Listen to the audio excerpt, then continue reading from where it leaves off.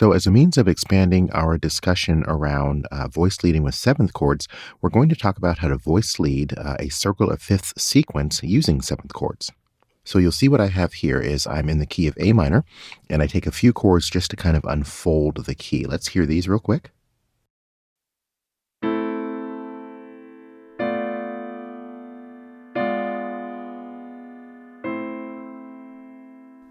All right, so now that I've established kind of the key of A minor here, you'll see that I've then launched into a seventh chord. In this case, I've chosen a 4-4-3 chord, so a 4 chord in second inversion, of course.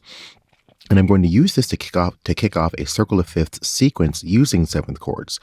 In a way, kind of zooming back just a little bit, I've already kind of started a circle of fifths sequence in that I'm going from a 1 chord to a 4 chord. And the way circle of fifths sequences work is it's descending fifths, or it also could look like ascending fourths. So I've done that, but the 1 chord is just a plain old triad. And so I'm going to start now with the 4-4-3 and continue using seventh chords. And as a means of how each individual voice behaves in the sequence that we're getting ready to unfold here, it's a fairly straightforward concept. What we're going to do is we're going to find the 7th of this chord, and we're going to find the 5th of this chord, and the voices carrying those members of the chord, those notes are going to step down into our next chord. So that's one half. For the other half, we're going to find the root of the chord, and we're going to find the 3rd of the chord. The voices carrying those 2 notes are going to sustain those pitches into the next chord. And that, in a nutshell, is kind of going to define our pattern, the way we do circle of fifths sequences. And so we'll go ahead and see how that looks. So here I am looking at a 4-4-3 chord. Of course, a 4 chord in the key of A minor is a D chord. So there's my D as the root, there's the 3rd, there's my 5th in the bass, and there is my 7th. Now, I could start the voice leading with any of the voices, but let me go ahead and start with the ones that are going to move. So I'll start by finding my 7th in the soprano. So I'll take that soprano C and have it step down into B, because, if we back up again, the rule for chordal sevenths is they step down anyway, but that rule is going to apply in our circle of fifths sequence as well.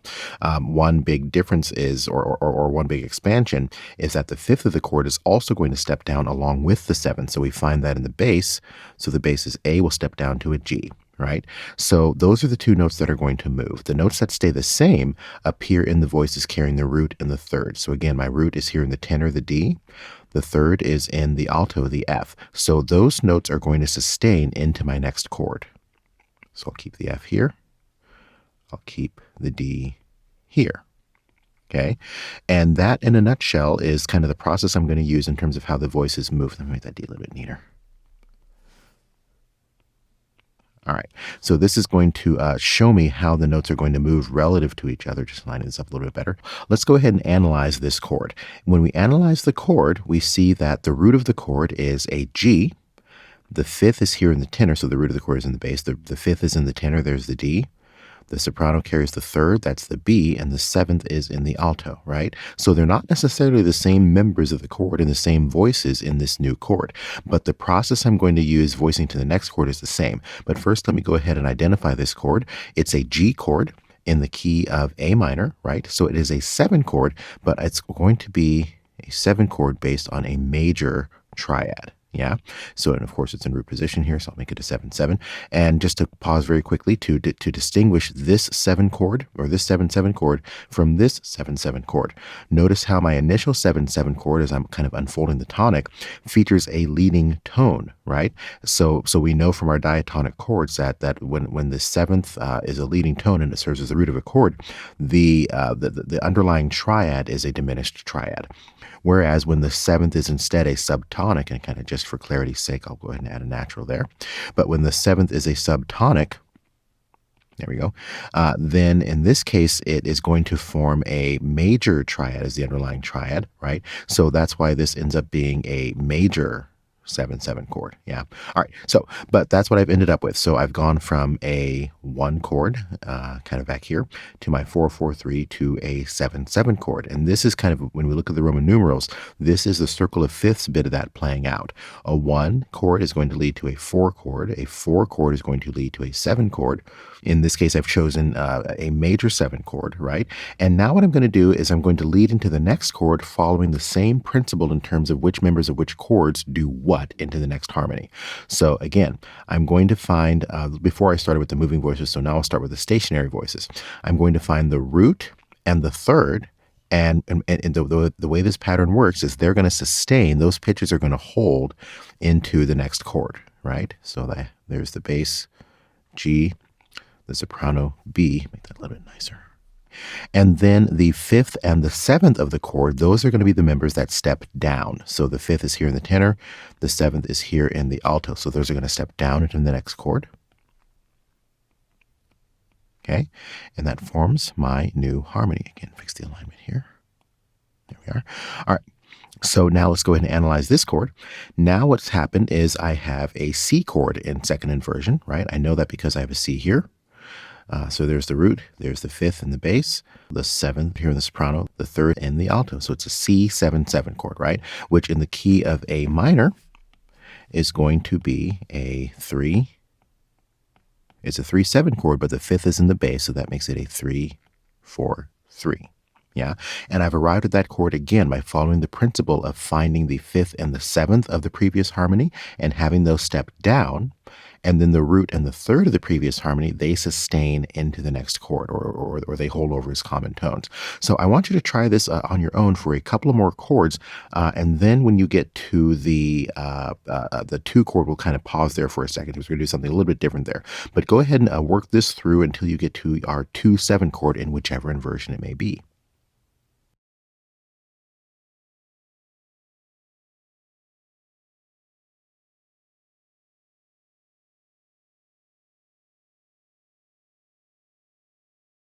Okay, so here is where I find myself having followed that pattern all the way through the 2 chord. So again, to get from the 3-4-3 to the 6-7, what I've done is I have identified that the fifth sits here in the bass, the seventh sits here in the soprano, so each of those go ahead and step down into the new chord, whereas the root and the third and the 2 middle voices, those are going to kind of hold over as common tones. So there we are there. Okay, and then I follow that same logic. I find my fifth and my seventh, and I step those down. I find my root and my third, and I sustain those. That's how I move from 6-7 to 2-4-3.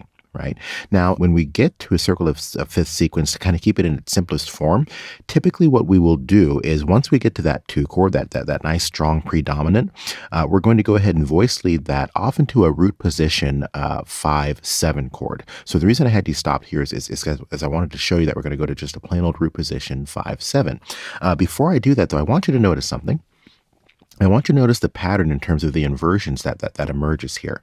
My 4-4-3 that I originally came up with went over to a 7-7 chord. Well, this 7-7 chord went to a 3-4-3 chord. My 3-4-3 then went to a 6-7, yeah? So this is how I can create kind of this alternating pattern of 4-3 chords alternating with 7th chords, with 4-3, with 7th, by following that rule about the chord membership and how they either step down or sustain into the next chord. So that's going to emerge there. Now, it turns out in this case, going from my 2-4-3 to my 5-7, I can continue that pattern. So here I go.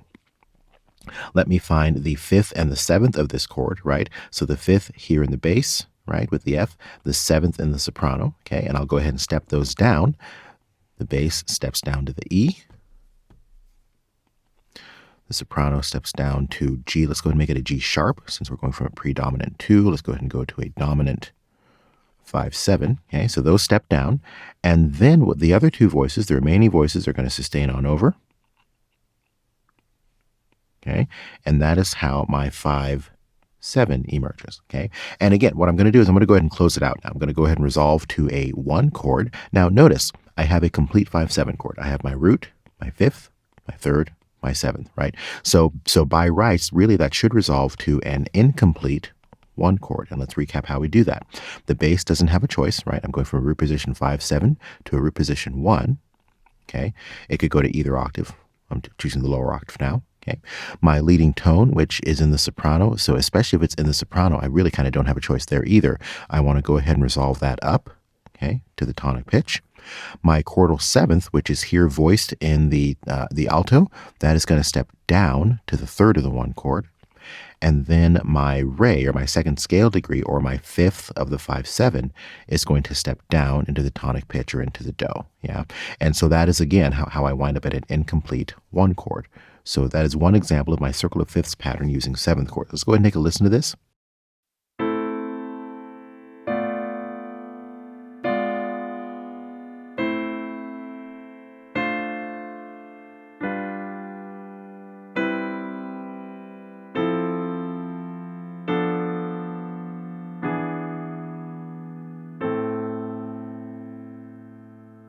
So we kind of hear how that motion, it sounds pretty darn smooth, and it should, right? Because from one chord to another, two of the four voices are staying the same. They're sustaining common tones. And the other two voices that are moving, they're only going down by step. So really nice smooth motion, really nice smooth way to wind up with this circle of fifth sequence using seventh chords. So you see that we're doing this pattern using 4/3 chords and using seven chords, right? In alternation there. Well, depending on how I voice my initial seventh chord, I can get a different pattern as well. So let me go ahead and show you that.